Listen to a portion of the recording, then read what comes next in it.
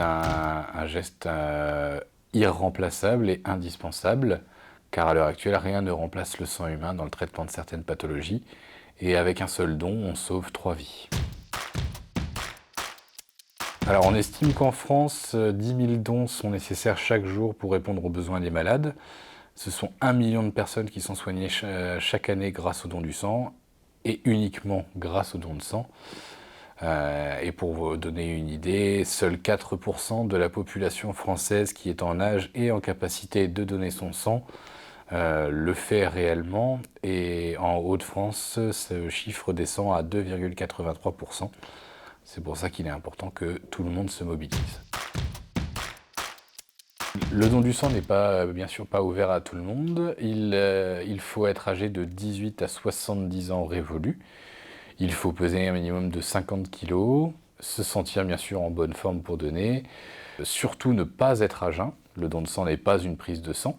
Alors si vous avez eu un tatouage ou un piercing dans les 4 derniers mois, on va vous demander de patienter avant de donner. Même chose, même délai pour un voyage dans un pays à risque. Si vous avez eu une opération chirurgicale, particulièrement avec hospitalisation de plus de 24 heures, là aussi on vous demande de patienter 4 mois avant de pouvoir donner votre sang.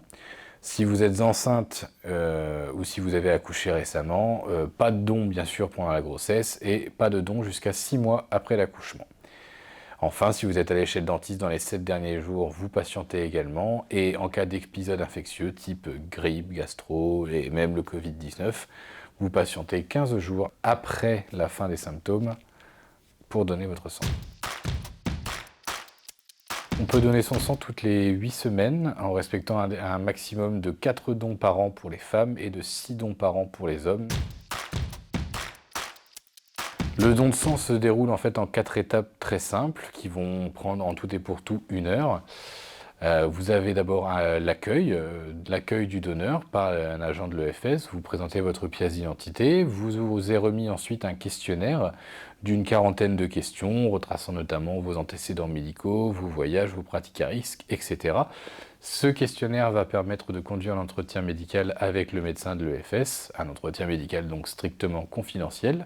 C'est cet entretien qui va déterminer si oui ou non vous êtes apte à donner votre sang en toute sécurité pour le receveur et bien sûr pour vous. Si cet entretien est OK, vous passez donc à la partie principale, la partie prélèvement en elle-même, qui, elle, ne dure pas plus de 10 minutes, qui n'est pas plus douloureuse qu'une prise de sang.